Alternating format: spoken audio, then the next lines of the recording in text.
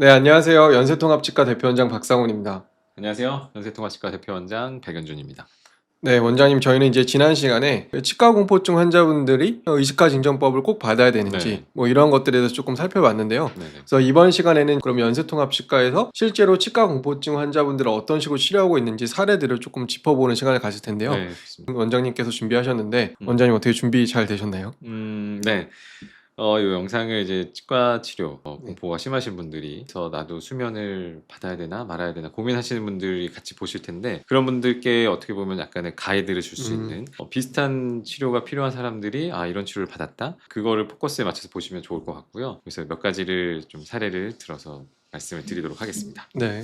첫 네. 번째는 원장님 사랑니 발치하고 네. 관련된 사례죠? 양쪽 위에 있는 사랑니를 빼고 싶어 하셨던 환자분이시고요. 양쪽으로 있는 사랑니를 한 번에 다 뽑고 싶어 하셨습니다. 근데 치과 공포가 엄청 심하신 분은 아니었지만 좀 편안한 상태에서 안정된 상태에서 발치를 편안하게 받고 싶어 하셨어요. 그리고 또 한 가지는 특이했던 점은 이분이 해외에 거주하고 계셔서 다음 주에 바로 해외로 다시 출국을 하셔야 되는 상황이었기 때문에 좀 빠른 시간 내에 편안하게 모든 발치를 요구하셨고 수면 치료할 때는 좀 시간을 걸리더라도 양쪽으로 발치를 같이 하는 경우가 종종 있기 때문에 환자분께서는 발치를 받으시고 굉장히 만족하셨고 그 다음에 또 한 가지는 중요한 게 치료가 끝나고 나서 여쭤봤을 때 기억이 많이 나지 않는 상태에서 편하게 발치를 받을 수 있는 말씀을 남겨주셨죠.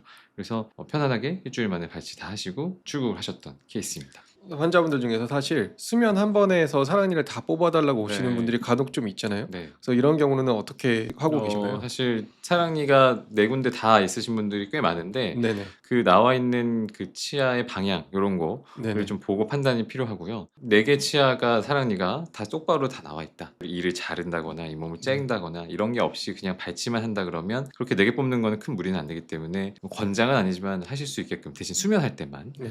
그게 아니고 치아 하나가 매복돼 있을 때 그럴 때는 웬만하면 좌우로 나눠서 좌측에 위아래 한 번, 우측에 위아래 한 번 이렇게 두 번에 나눠서 수면으로 발치를 네. 하시라고 추천을 드리는 편입니다. 네, 한 번에 두 개 뽑은 케이스를 봤는데 쉽지 않았던 케이스 같은데 한 번에 잘 뽑으셔서 네. 앞으로는 사랑니 발치는 다 백은준 원장님께 맡기는 게 어떨까 이런 생각을 해봅니다. 예, 네, 농담이고요. 알겠습니다. 네, 네, 자, 그럼 두 번째 케이스 넘어가겠습니다. 치과 공포가 굉장히 심하셨던 환자분 아, 케이스입니다. 네네. 초진하셨을 때가 2023년 5월이에요. 음, 그때 오셨을 때 왼쪽 위에 치아가 좀 불편하시다는 주소로 내원을 해주셨고 음, 그때는 왼쪽 위에 끝에 있는 사랑니만 예. 뽑으시면 괜찮을 것 음, 같다라고 판단을 했었고 그렇게 네네. 진행이 예정이 돼 있었는데 못 오셨어요. 그 뒤로 이제 팔로업이 안 되고 지난 10월 달에 재진을 오셨어요. 근데 그때는 오셨을 때 왼쪽 위에가 많이 붓고 아프다라는 내용으로 오셨는데 그때 오셨을 때도 공포가 너무 심하셔서 체어에 앉아 있는 것조차 되게 힘들어 하시더라고요. 음, 그래서 전에 치과 치료할 때, 그러니까 2023년에는 그냥 사랑니 발치 하나이기 때문에 수면으로 안 하고 그냥 하시기로 했었지만 이번에는 발치를 두 개 해야 되는 상황이었고 또 발치와 동시에 뼈 이식도 해야 되는 상황이었기 때문에 수면으로 치료를 네. 진행하자고 안내를 드렸습니다. 근데 한번 안 오셨던 전적이 있으셨기 때문에 또 안 오시면 어떡하지? 좀 걱정을 했던 케이스죠. 치료 과정이 치과는 특성상 조금 길어지는데 맞아요. 예, 중간에 좀 안 오시는 경우들이 네. 있잖아요. 그래서 이런 경우에는 뭐 대처 방법이 따로 있으신가요? 사실 네네. 지속적으로 전화 드리고 문자 드리고 해서 그 네. 치료가 필요함을 상기시켜 드리는 거 계속 알려드리는 게 좋은 방법이 아닐까 생각합니다. 치과 치료가 치료의 규모가 자꾸 커지는 경우들이 조금 있잖아요. 굉장히 네. 안타까운 상황이라고 좀 볼 수 있을 것 같고 네. 치료에도 어떻게 보면 치과 치료에도 골든타임이라는 게 좀 존재하기 마련인데 그쵸. 그 안에서 그 기간을 놓치지 않게끔 하는 게 어떻게 보면 저희의 역할인 것 같고 거기에 대한 노력 중에 하나가 의식화 진정법이 아닐까.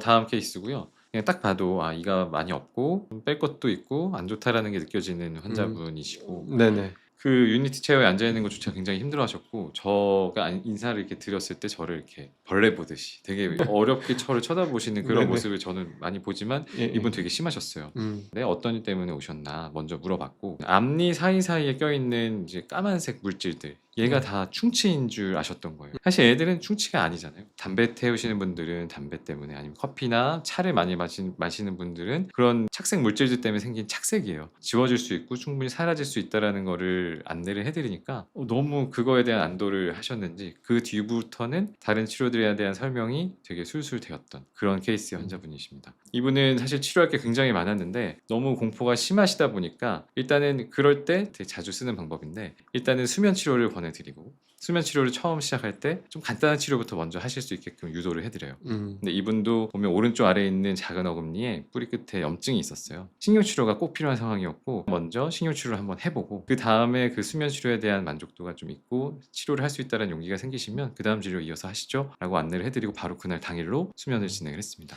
마침 환자분께서 그 당일 금식을 하고 오셔서 바로 할 수가 있었고요. 네네. 그래서 그 신경치료 하나를 진행하는 건 사실 오래 걸리지 않아요. 한 30분, 3, 40분 안에 끝나기 때문에 환자분도 빨리 이제 수면에서 회복이 되셨고, 끝나고 나서 환자분의 만족도 여쭤보니 감사하다고 하시더라고요. 아, 네. 네, 이런 말씀을 들으면 정말 힘들었던 게 쑥 가라앉고 정말 기분이 좋아집니다. 그럼 다음번에 신경치료 이어서 하시죠라고 안내를 드리고 귀가를 하셨는데, 임플란트 옆에 심는 걸 약속 같이 잡고 가셨더라고요. 바로 다음 진료로 좀 더 한 단계 넘어갈 수 있었던 그런 네. 좋은 케이스였습니다.